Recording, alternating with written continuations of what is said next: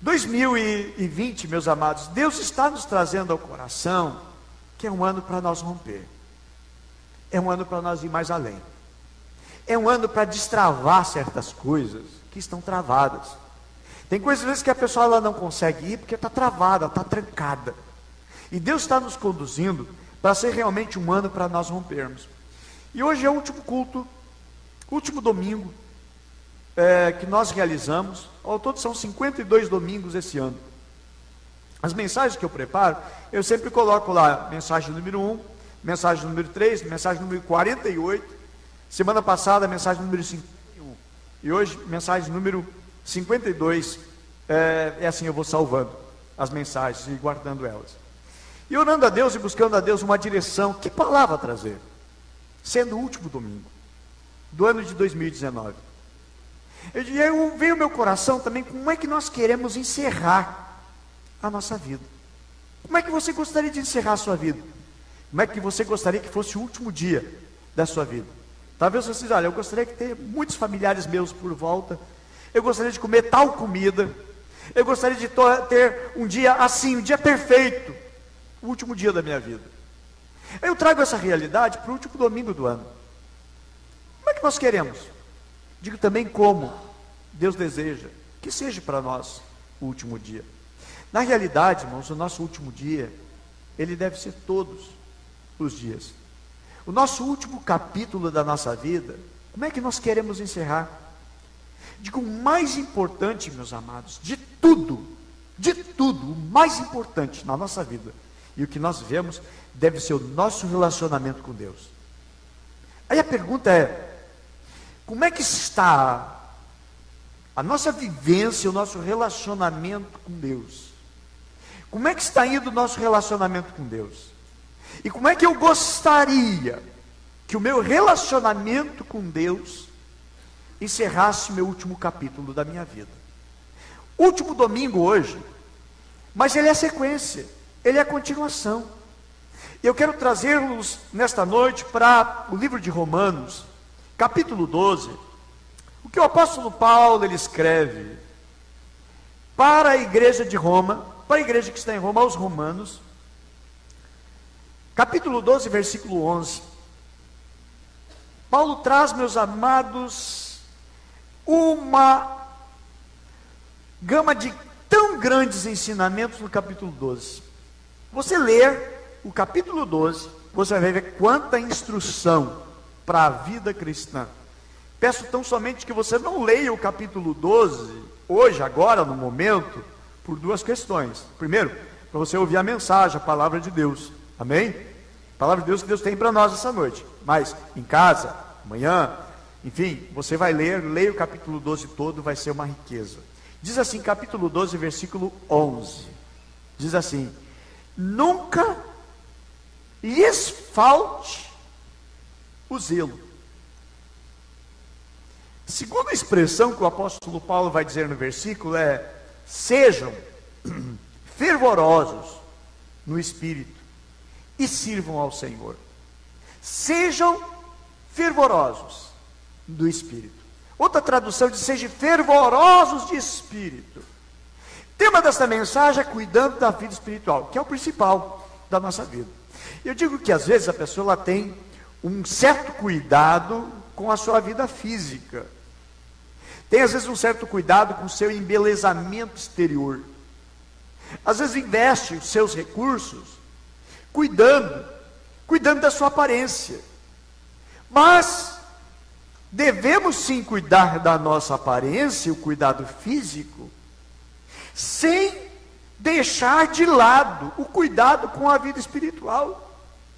Meus amados, é algo de tão grande importância, que o apóstolo Paulo vai nos trazer, dizendo o seguinte, sede fervorosos do Espírito. Eu tenho alguns pontos desta mensagem, eu dividi ela em 5 pontos para compartilhar com vocês, e o primeiro ponto, precisamos ser fervorosos. Precisamos ser fervorosos no Espírito. Meus amados, é 3 orações que está dentro de mim. 3 orações. A primeira oração é que o Senhor nos dê um coração incendiado para Deus. Que o nosso coração esteja incendiado para o Senhor Jesus. Minha segunda oração é que o Senhor mantenha esse coração incendiado.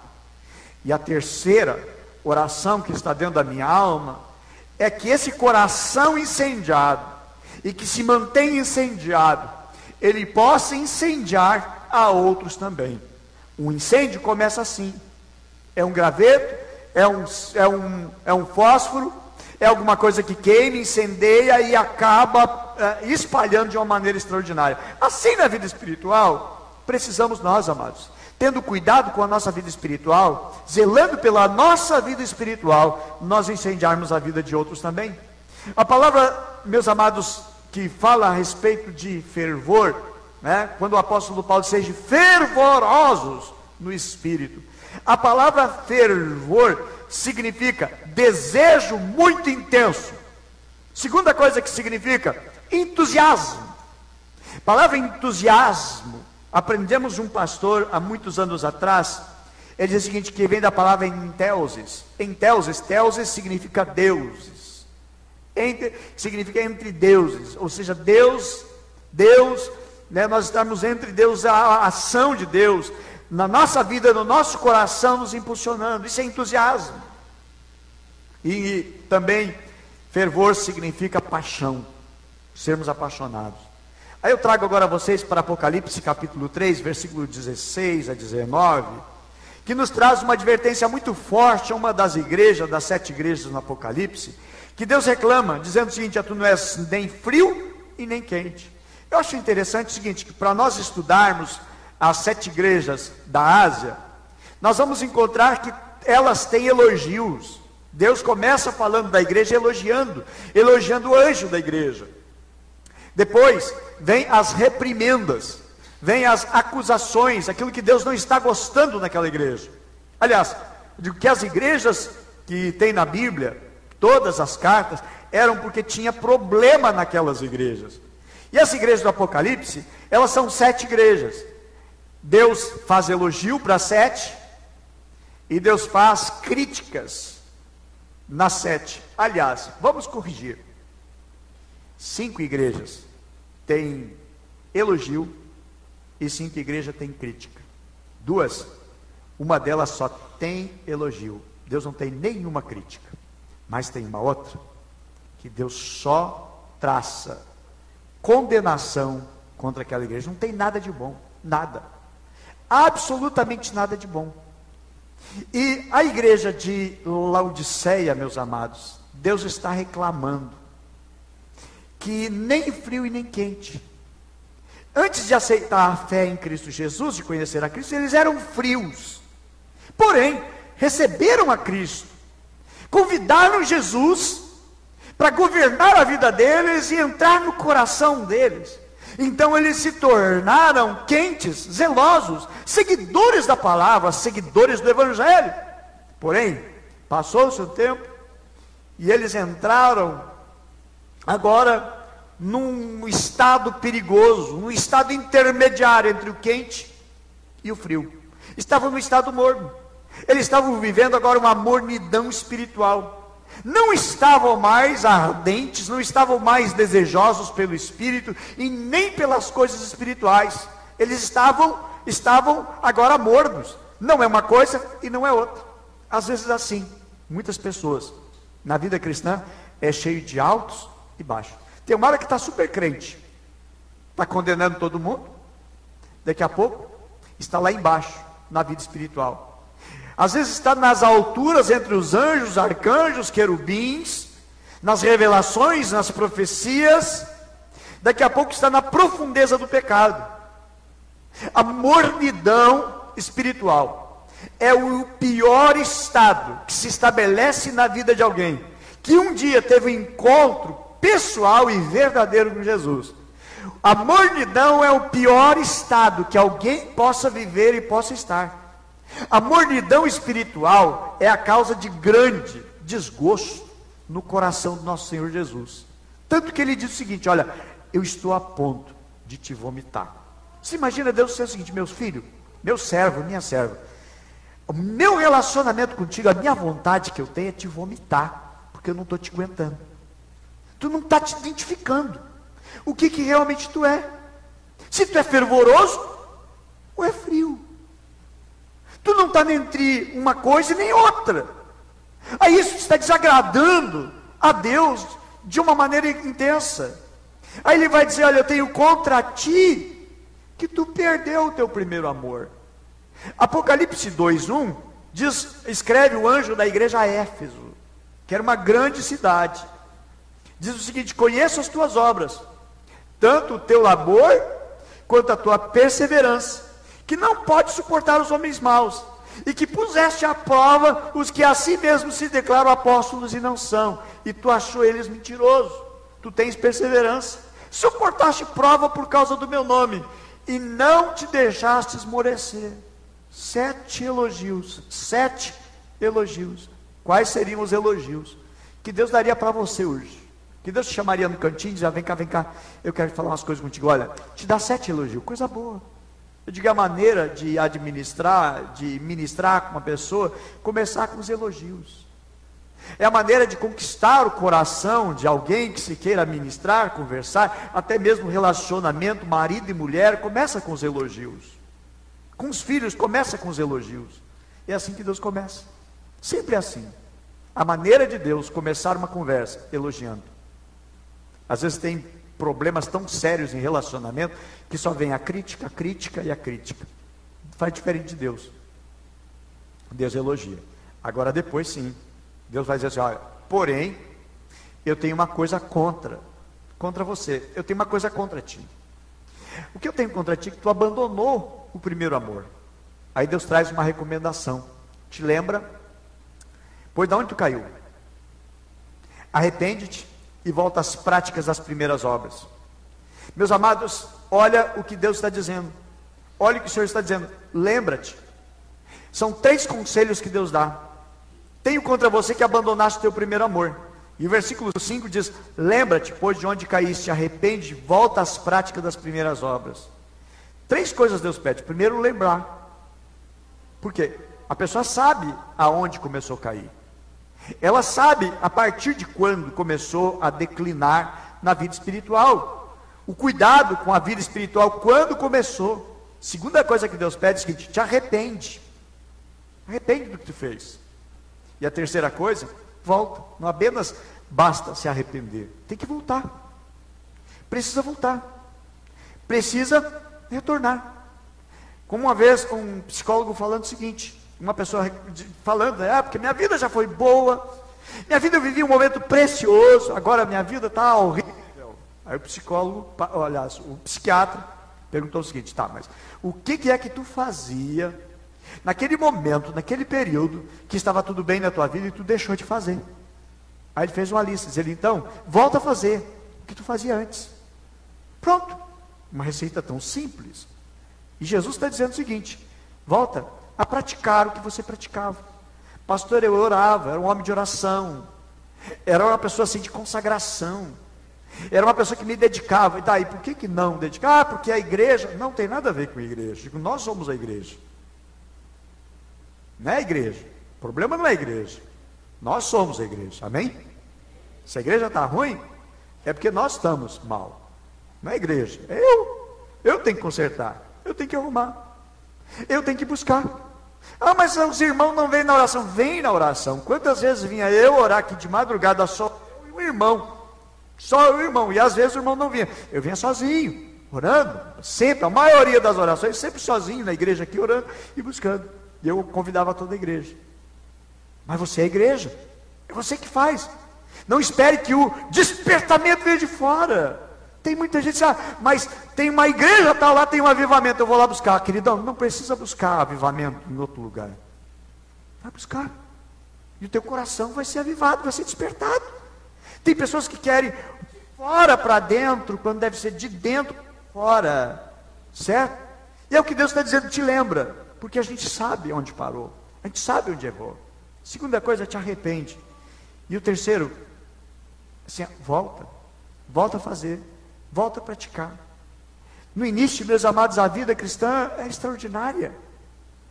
Mateus capítulo 13, versículo 44 diz assim: o reino dos céus é semelhante a um tesouro oculto no campo, e qual certo homem, tendo achado, escondeu. E a Bíblia diz assim, e transbordando de alegria. Até você deveria até grifar, transbordando de alegria, transbordando. Porque quando a gente encontra Jesus, a gente transborda de alegria, amém? Aquela felicidade, aquela alegria. Encontrei um tesouro. Está aí agora. Agora está acostumado já. Perdeu o brilho. Perdeu aquela paixão. A Bíblia diz que ele encontrou um tesouro e transbordou de alegria. Meus amados, em nome de Jesus, que você tenha 10 anos de fé, 50 anos de fé, 300 anos de fé. E você continue com a mesma alegria lá do início. Amém? Com o mesmo fervor. É isso que Deus quer. Eu tenho contra ti, porque tu perdeu o teu primeiro amor. Continua aceso esta chama. A Bíblia diz que o homem encontrou um tesouro valioso. Ele vendeu tudo. E a Bíblia diz assim, o texto diz, ele transbordando de alegria. É isso que acontece quando nós nos entregamos a Cristo. Aí o Senhor está dizendo assim, te lembra onde caiu. Meus amados, e outra coisa, uma ameaça. Deus diz o seguinte, se tu não te lembrar, não te arrepender e não voltar, eu vou me mover contra ti, do teu lugar, se tu não te arrepender. Aí, a gente diz, mas Deus é amor, Deus é só love. Queridão, tu não conhece Deus totalmente. Deus não é somente amor, Deus é justiça, Deus é severo. Deus não fica só passando a mãozinha assim, ai meu coitadinho, meu pobrezinho. Não, irmãos, é chicotado. Às vezes Deus permite, porque a Bíblia diz que Ele, como um pai, Ele repreende o filho que ama. Aí a Bíblia diz, qual pai não repreende o filho que ama? Agora, se vocês, diz a palavra de Deus, não são repreendidos, é porque vocês não são filhos, vocês são bastardo. Bastardo é quem não é filho. É quem nasceu num outro casamento, não é filho. Então não é repreendido. Pastor, mas eu pequei, continuei em pecado e não aconteceu nada. É que Deus é amor, Deus me ama, né? Deus, queridos, não é bobo. Deus não é trouxa. Deus é misericordioso. Ele só vai deixando para ver até onde você vai. Aí o diabo, ele é sutil, ele engana, tenta mostrar que está tudo bem enquanto você está pecando, e vai deixando, porque ele é misericordioso, mas chega um momento que ele tem prestação de conta, e a coisa fica cruel. Então Deus não é só love. Senão eu venho contra ti, eu vou te remover, eu vou tirar. Então não tem, meus amados.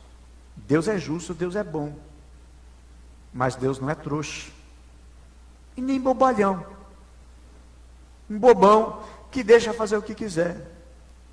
Deus é misericordioso, não vou te surrar agora, não vou te bater agora. Ele é compassivo, ele deixa, porque ele quer que a gente se arrependa. Ele diz, eu estou esperando que se arrependa, que muda, eu estou dando uma chance. Mas Deus dá tempo. Só que muitas pessoas vão ver, não dá em nada, não deu nada, vão levando a vida assim, e aí há um descuido com a vida espiritual. Terceiro ponto dessa mensagem. Quantos que abandonam, meus amados, e vão deixando as coisas sagradas, e vão trocando e substituindo por outros?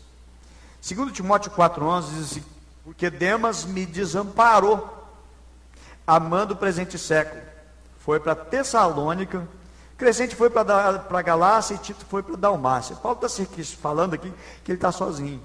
Mas o mais interessante é o seguinte, Demas me desamparou amando o presente século. O que levou Demas a amar o mundo?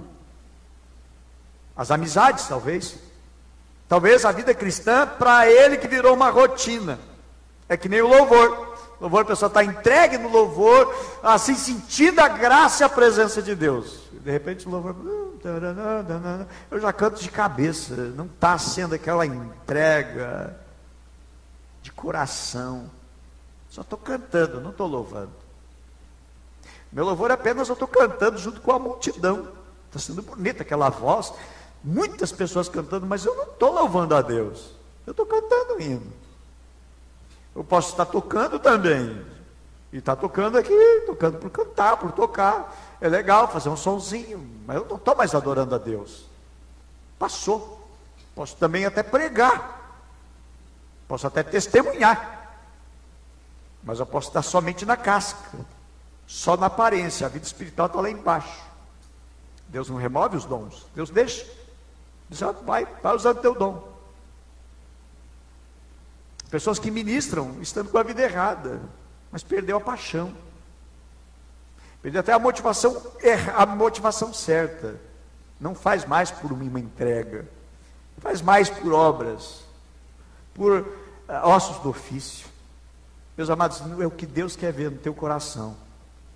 O que Ele quer ver na tua alma. É paixão verdadeira. Deus está muito mais interessado pela tua vida espiritual do que pela tua vida material. Deus está muito mais interessado que espiritualmente você esteja fortalecido, que você esteja sendo grandemente abençoado com ouro e prata. Deus não foca nessas coisas.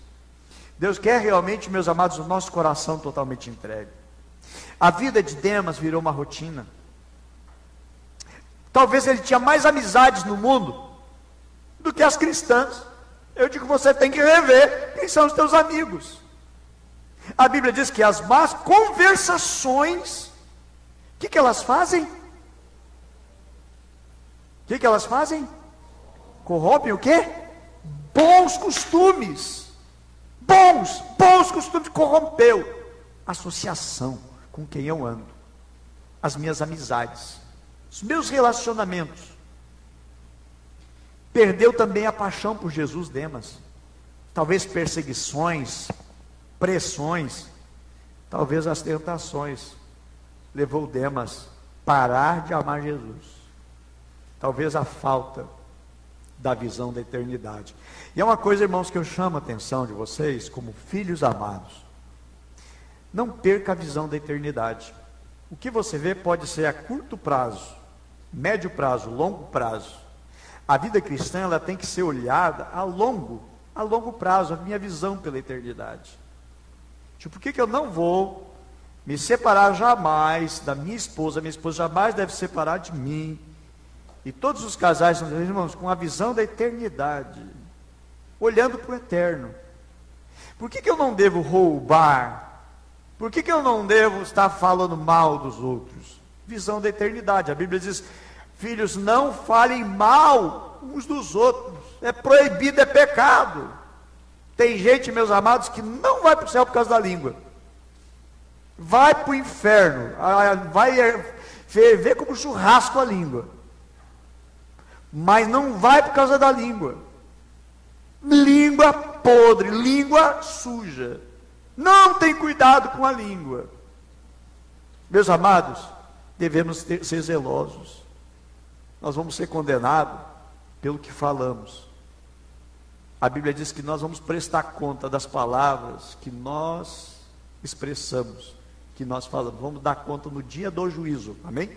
Dia do juízo, coloca na tua agenda ali, dia do juízo. Vamos prestar conta do que a gente fala. Abençoa as pessoas. A Bíblia diz, não amaldiçoeis, ou seja, não fale mal, abençoe. Não é, eu te abençoo em nome do Pai, do Filho e do Espírito Santo, não. Fala bem, isso é abençoar.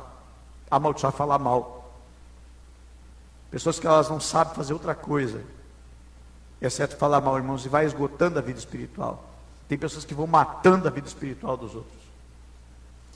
São coveiros, são mensageiros de morte. Demas abandonou o Evangelho. O cristão precisa estar com o seu olhar, irmãos, na eternidade, porque senão ele vai se desviar. Senão ele se desvia. Se ele não olhar para a eternidade, não, eu não faço isso por causa da eternidade. Eu não vou cair nesse pecado por causa da eternidade. Eu não vou fazer isso, eu não vou tomar essa atitude por causa da eternidade. A eternidade nos preserva, é o temor. Temor, meus amados, do Senhor. A Bíblia diz que o temor do Senhor é o princípio da sabedoria. Ok? Meus amados, o próximo ponto da mensagem. Nós precisamos vigiar. Precisamos vigiar. Por quê, meus amados? Não se esfria espiritualmente da noite para o dia. Não é assim, numa noite você terminou louvando, agradecendo a Deus, você de joelho orando, encerrando a sua noite, agradecendo e orando a Deus. E aí de repente no outro dia acordou, não quero mais Deus, não quero mais o Evangelho, larguei tudo. Não é assim. Não se esfria espiritualmente da noite para o dia. É um processo. A queda é um processo. O abandonar a Cristo, abandonar o Evangelho é um processo. É um processo longo. Não é da noite para o dia. Não, por exemplo, você tirar da fogueira uma madeira, um pedaço de madeira que está queimando, você tira da fogueira, o que vai acontecer com aquela lenha? Ela vai apagar, aos pouquinhos vai apagando. Se ferveu a água para fazer um café, um chimarrão, aí você desligou ali o fogão e a água está fervendo, você tira a tampa da chaleira, está saindo vapor, aí você coloca de volta ali. 1 minuto depois, a água está muito quente ainda. 2 minutos depois, a água ainda está quente. 3 minutos, 4 minutos, talvez já está quase na temperatura do chimarrão, que é 80 graus. Passa meia hora, já está amornada. Passou 1 hora, a água está morna. Passou 3, 4 horas, a água está fria. Espiritualmente é assim. E aos pouquinhos. É a concessão de um pecadinho que não tem problema, de uma mentirinha que não tem problema, é um outro deslize. Irmãos, eu digo que um ladrão começa roubando da empresa um clips, uma borrachinha, não é sua, não leva, tem dono. Coisas pequenas, pequenos delitos, não tem problema, não tem mal. Mas o é rico, é dele, não leva, não é seu. Mas sobrou isso aqui da obra, não leva. Chegou alguém para mim, o senhor está construindo a sua casa toda, eu tenho uns fios, mais isso, mais aquilo para vender, eu faço o senhor. Eu digo, tu trabalha na empresa, tem notas? Ele, não, isso aqui são sobras, pai, eu tenho rolo fechado. Eu digo, não, muito obrigado. Barato, que sai caro no mundo espiritual. Sai caro, que sai caríssimo, um grande prejuízo. É botar maldição para dentro da sua casa. Eu digo, se você compra coisa roubada, você está ajudando o crime, você está roubando junto, e diante de Deus, você está botando maldição para dentro da tua casa. Não vem se queixar depois. Pastor, ora por mim que as coisas estão ruins. Não adianta, a oração do pastor não vai quebrar. Tem que devolver. Cuidado, irmãos. A vida espiritual, ela é minada por pequenas atitudes, por pequenas permissões. E aí vai amornando, vai ficando frio. Ok? Nós vamos encontrar, irmãos, pessoas que foram grandemente usadas por Deus, tipo Sansão. Sansão foi muito usado por Deus, muito usado por Deus. A Bíblia diz que vinha sobre ele o Espírito de Deus, ele ficava com uma força extraordinária. Mas é um pecado aqui, uma coisa errada aqui, é outra ali, é mais outra, e mais outra, mais outra. Quando viu, ele já estava aprisionado pelo inimigo, é o que o diabo quer fazer, aprisionar, amarrar. A Bíblia diz que cegaram, tiraram os olhos dele, vazaram os seus olhos, é isso que o diabo quer fazer. Cego ele já estava espiritualmente, agora só estava faltando ser cego fisicamente. Ok? Meus amados, é o grande problema de Sansão, de muitos, é que não tem nada a ver. É a cultura do tudo pode. Prefiro, irmãos, que a gente diga, não, isso não pode. Aliás, o apóstolo Paulo, ele vai escrever o seguinte: tudo me é lícito, nem tudo me convém. Mais uma vez ele vai repetir com outras palavras, ele vai dizer o seguinte: tudo me é permitido, mas eu não me deixarei dominar por nenhuma delas. Eu não vou permitir que nada me domine. Venhamos ter cuidado. Quarto ponto dessa mensagem: precisamos lutar até o fim. O apóstolo Paulo, em 2 Timóteo 4,7, diz: combati o bom combate, acabei a carreira e guardei a fé. Desde agora a coroa da justiça está guardada, a qual o Senhor justo juiz me dará naquele dia, não somente a mim, mas também a todos que amarem a sua vinda. Amém? Amamos a vinda do Senhor Jesus? Amém? Ansiamos que Ele volte? Amém? Não, pastor, espera só um pouquinho, pastor, não quero agora. Irmãos, devemos amar a vinda do Senhor Jesus. Essa é a coisa mais maravilhosa do mundo, a coisa mais linda do mundo. A igreja subindo, nós ouvirmos a trombeta tocar, nós subirmos com o Senhor. Aqueles que estiverem mortos, que morreram antes de nós em Cristo Jesus, a Bíblia diz que eles ressuscitarão primeiro. E eles vão encontrar com o Senhor nos ares, e então a trombeta sendo tocada, nós vamos subir. Nós não anteciparemos os que dormem em Cristo Jesus. Mas, meus amados, um cuidado que devemos ter com a nossa vida espiritual. É a principal de tudo. Aí o apóstolo Paulo está dizendo: eu combati o bom combate, acabei a carreira e guardei a fé. Aí eu trago para nós olharmos bem, irmãos, os 3 verbos que o apóstolo Paulo usa. Primeiro é combati. Porque a vida cristã realmente é de grandes, intensos combates, lutas e batalhas. Não é um parque de diversão. Segundo verbo que o apóstolo Paulo diz o seguinte: acabei a carreira.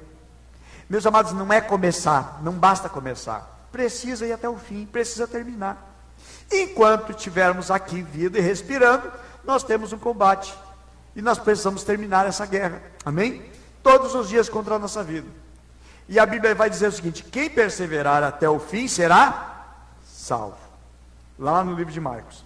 E a terceira palavra, terceiro verbo usado pelo apóstolo Paulo, ele dizia: guardei a fé. Ele não perdeu, nem parou, mas ele seguiu, ele guardou. É necessário guardar. Apocalipse 3,11 diz: eu venho sem demora. Venho sem demora. Guarda o que tens. Guarda o que tens, para que ninguém tome a tua coroa. Pergunta: o que você tem?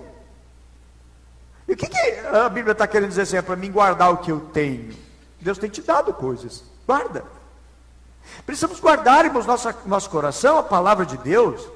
Precisamos guardar o temor ao Senhor. Precisamos guardar a reverência, que às vezes se perde. Conversando com um pastor amigo, ele disse o seguinte: olha, antigamente as pessoas tinham uma reverência, até no entregar as suas ofertas e os seus dízimos. Diz ele: hoje não se vê mais reverência dentro da igreja. Se perdeu a reverência.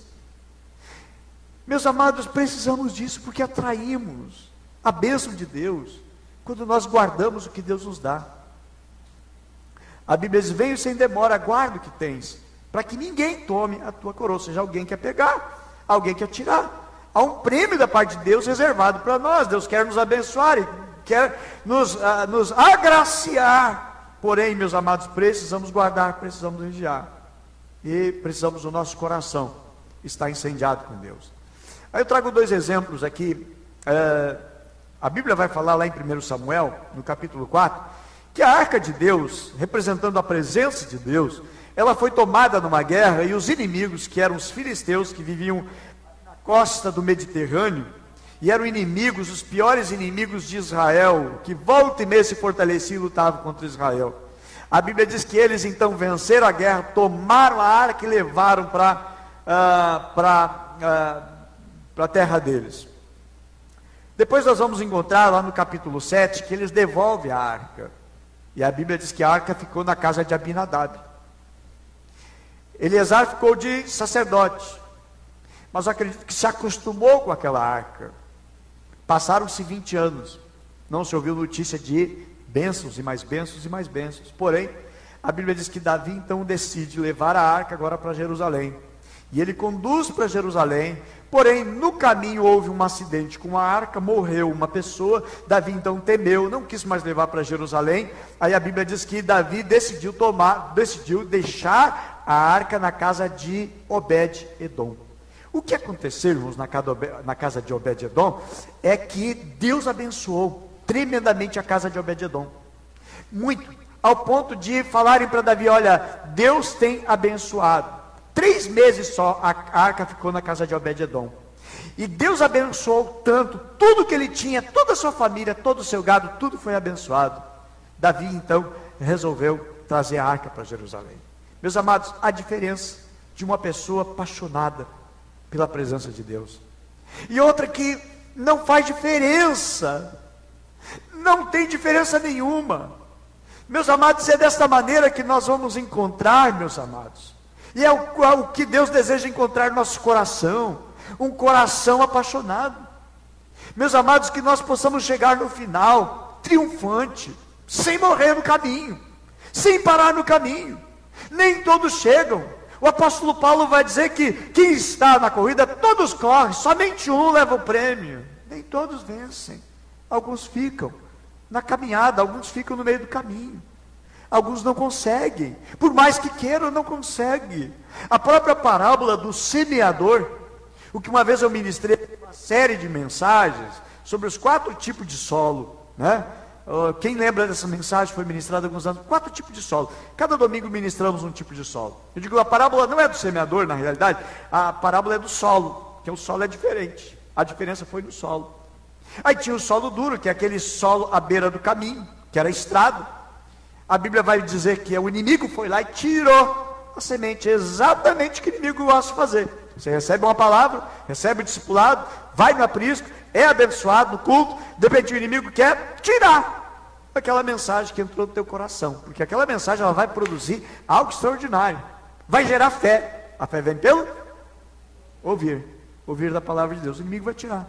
O salmista diz o seguinte: escondi a tua palavra no meu coração. Para quê? Para quê? Não pecar contra ti. Se ela não tiver escondido no nosso coração, vem o inimigo, pode entrar inimigo, faz o que tu quiser. Agora, irmão, se tem a palavra dentro do coração, está chaveado. Não, a palavra do Senhor diz isso. O diabo não tentou Jesus? Tentou. Mas Jesus tinha palavra, porque Jesus vencia o inimigo dizendo o seguinte: Satanás, está escrito. E citava o texto.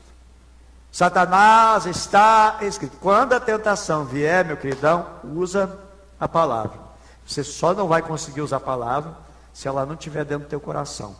E ela não vai estar dentro do teu coração, não é porque nunca teve.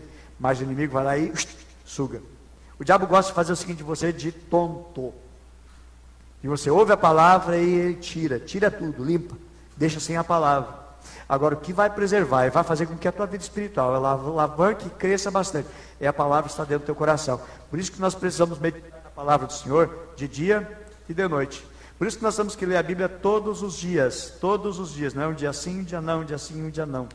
Por isso que é preciso, é necessário, no mínimo, 3 capítulos por dia para cada crente. Você sabe que, se você ler a Bíblia 3 capítulos por dia, de segunda a sábado, e no domingo você lê 5, você lê a Bíblia toda ela num ano? É possível.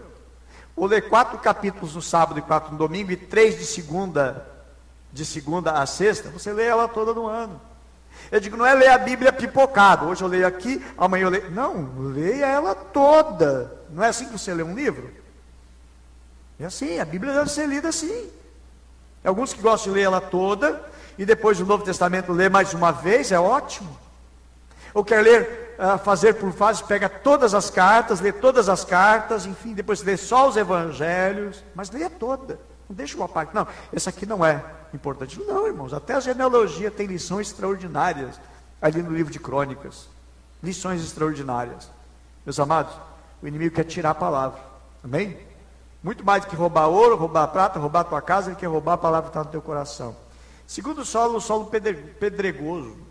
A Bíblia diz que o sol queimou, porque não tinha raízes profundas. É isso que Deus quer, profundidade na nossa vida, amém?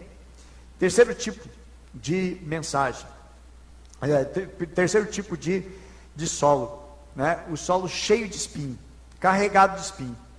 Meus amados, é exatamente isso que às vezes é um grande problema. Espinho significa aquelas preocupações que a gente tem com isso, com aquilo, com aquele outro, são as preocupações da vida, são as riquezas, sufocam a palavra de Deus, e aí torna infrutífera. Aí o último solo vai falar o seguinte: terra boa, nasceu em terra boa. Aí a Bíblia vai falar em Lucas, que produziu 100 por 1, uma semente produziu 100. Mateus já vai dizer o seguinte: produziu na terra boa, mas produziu a 30 por 1, 60 por 1 e a 100 por 1. Nem todos produziram 100%. Alguns produziram 60%. Outros produziram apenas 30%. Meu desejo como pastor de vocês, é que cada um de vocês possam produzir a 100 por 1, amém? E eu digo, amados, que é transbordar uma vida sedenta por Deus, tão grande, que a gente transborda e alcança outros. Aonde a gente vai, a gente quer falar de Jesus. Aonde a pessoa já fala do problema, você, vem cá que eu vou orar por ti, você já quer orar, e pode orar, eu te abençoe, e digo, ore, interceda. Essa semana eu fiquei assim, me coçando, para ir orar com uma pessoa. Eu digo, já não vou fazer, porque de repente vou escandalizar os dois rapazes, o Beto e o Giva ali. Ali onde a igreja está, é um lugar de prostituição. E trabalhando, daqui a pouco eu ouvi. Deu um antibiótico para ele. Tem que dar um antibiótico que está horário. Passou acho que mais uns minutos. Não esquece, eu digo, acho que uma mãe preocupada com um filho que tem que tomar antibiótico, vivendo na prostituição. Eu digo, irmãos, eu estava assim com vontade ali, eu digo, eu quero orar pela tua filha, teu filho, sei lá. Eu digo, não vou fazer isso nesse momento, não vou fazer. Mas Deus está nos levando ali, irmãos, para uma maneira, Deus está nos levando ali para um lugar estratégico, amém? Para nós realmente sermos igreja e fazermos diferença aonde Deus tem nos colocado. Deus não está nos levando para aquele lugar por acaso. Deus tem um propósito, amém? Com a igreja naquele lugar, para mudar a realidade daquele bairro, amém? Quantos creem, digam amém? Amém? Então, meus amados, são desafios que Deus nos coloca, e nós precisamos transbordar.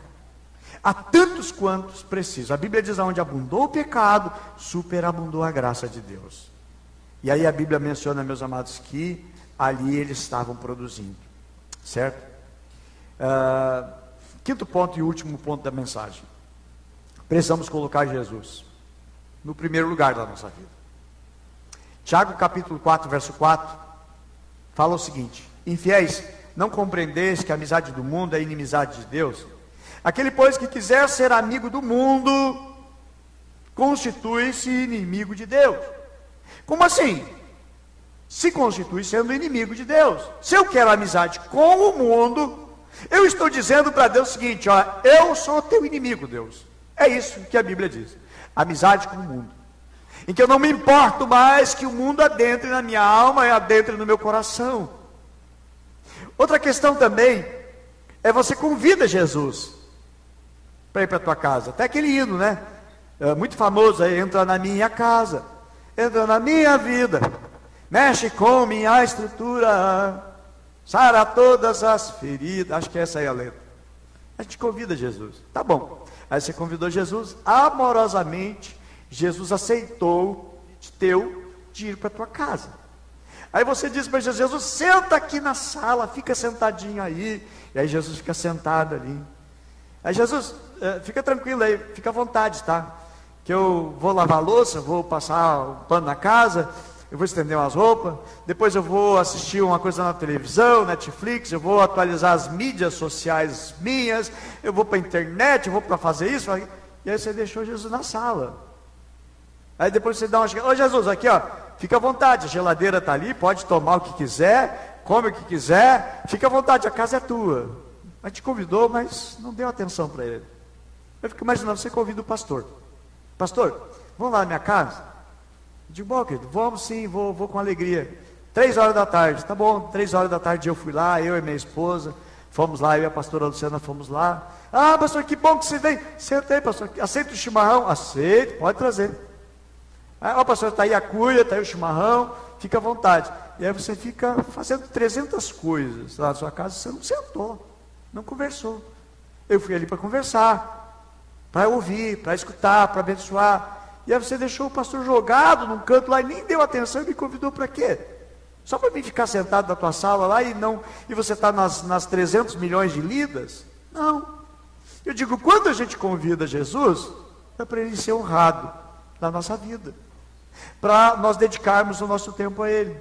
Aí você convida Jesus, mas você não oferece para ele um louvor, você não convida Jesus, me ensina a tua palavra, enfim, dedicar o tempo para orar, para buscar, para estar conversando com ele, dedicar-se a ele. E é isso que muitas vezes falta, meus amados, na nossa vida espiritual. E isso nós precisamos ter todo esse cuidado necessário. Ok? Aí eu pergunto, onde Jesus está? Na primazia da nossa vida. E para nós encerrar, foi feita uma pergunta, registrada em Mateus. Pilatos, Pôncio Pilatos. Pôncio é um título, da onde vem a palavra pontífice. É um grande título. Pilatos era o nome dele. Pilatos fez uma pergunta. A pergunta que Pilatos fez, irmãos, ela ecoa no tempo, ecoa no espaço até hoje. Criou um eco que não terminou. Pilatos fez a seguinte pergunta em Mateus 27, 22. Diz assim: o que farei de Jesus? O que farei de Jesus? Essa pergunta, ela ecoa, ela está ainda presente. E ela cai agora no teu coração, cai agora na nossa vida. O que eu faço com Jesus? O que eu farei com Jesus? Judas, o que ele fez com Jesus? Ele traiu, se fez de amigo, se aproximou, se aproveitou. Mas Judas não correspondeu. O que farei de Jesus? Judas resolveu trair. Maria Madalena fez o contrário. Ela pegou um perfume caríssimo, um perfume de nardo, puro, valioso, uma enorme e poderosa fragrância. Ela foi e derramou aos pés do Senhor Jesus, ungiu Jesus com aquele perfume. E a Bíblia diz que ela chorava. Meus amados, essa mulher teve uma grande entrega. O que faremos com Jesus? Meus amados, que essa mensagem agora não esteja ecoando por fora, mas ela esteja ecoando no nosso coração. O que nós vamos fazer com Jesus? O que eu vou fazer? Bom, eu vou levar Jesus para casa, mas algumas coisas não vai mais combinar se eu estou levando Jesus para minha casa. Eu estou levando Jesus para a minha vida, mas tem certas coisas que a partir de hoje, elas precisam mudar. A minha vida agora, a partir de agora, precisa se reorganizar, porque eu estou convidando Jesus para estar. E eu sei o que eu vou fazer com Jesus. Ele vai ter o primeiro lugar na minha vida, o primeiro lugar no meu coração. Minha vida é dele. Importa o que venham dizer, importa o que venham falar, importa o que queiram falar a meu respeito, não estou nem aí. A minha vida é de Jesus, e a minha vida eu entrego para Ele. Ele é o principal de toda a minha história e toda a minha vida. E eu gostaria de, nesta noite, nós orarmos a Deus. Eu não vou convidar ninguém para vir aqui, nós não vamos orar com imposição de mão, mas eu gostaria muito que você fizesse a tua oração hoje. Eu convido você para nós ficarmos em pé. O Ministério de Louvor já pode ir chegando para cá. Nós vamos orar. Eu gostaria que você orasse respondendo essa pergunta: o que eu farei de Jesus? Eu gostaria que você fizesse essa pergunta: o que eu vou fazer de Jesus? Pergunta de Pilatos: o que eu farei de Jesus? O que eu vou fazer de Jesus? Em nome de Jesus, que muda a nossa história, que venha transformar o nosso coração, que a nossa vida e a nossa alma esteja incendiada por Ele. Amém? Devemos ter todo o cuidado, meus amados, com a nossa vida espiritual. Primeiro e último domingo do ano de 2019. É esta mensagem que arde no coração, porque eu quero que seja o último domingo, mas que sejam todos os dias, que vão nortear a nossa vida, que vão nortear a nossa caminhada. Jesus seja o principal, o trono seja dele na nossa vida, no nosso coração. Que a nossa vida venha girar em torno dele e venha ser para ele. Tudo é dele. Tudo venha estar na nossa vida e no nosso coração nele. Amém? Começa a fazer a tua oração. Levanta a tua voz e ora em nome de Jesus. Levanta o teu clamor a Ele. Você quer pedir para Ele misericórdia, perdão. Você quer pedir para Ele: Senhor, eu me arrependo, Senhor. Senhor, eu quero curvar a minha vida, Senhor, diante de Ti hoje. Eu tomo hoje contigo uma decisão. Não é uma decisão pública, mas é uma decisão que está ardendo no meu coração, na minha alma e na minha vida.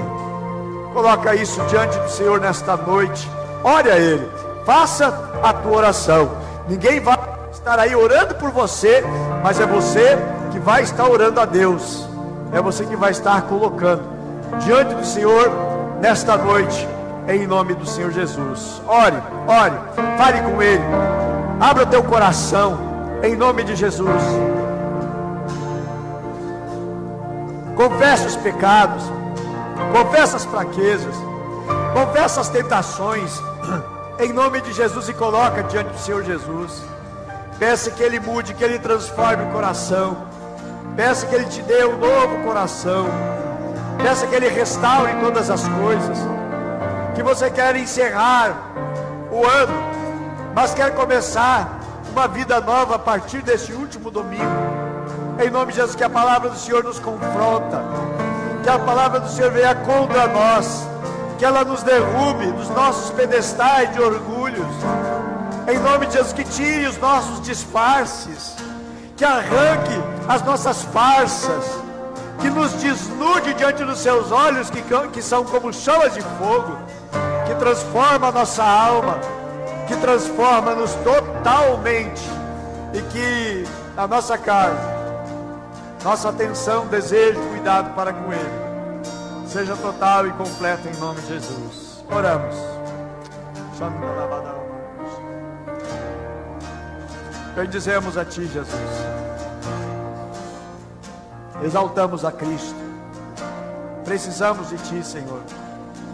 Oramos, meu Deus, e pedimos perdão pelo deslapso, Senhor, com a vida espiritual, com o descaso, meu Deus, com a vida e o relacionamento contigo.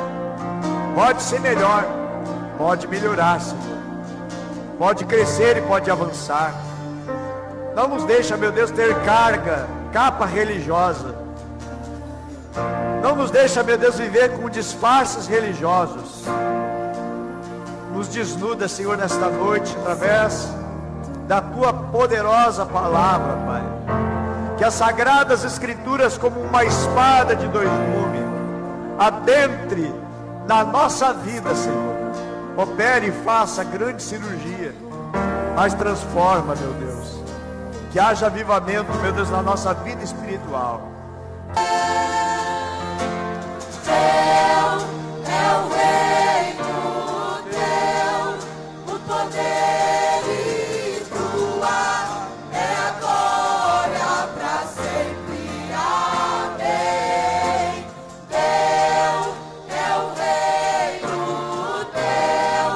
O poder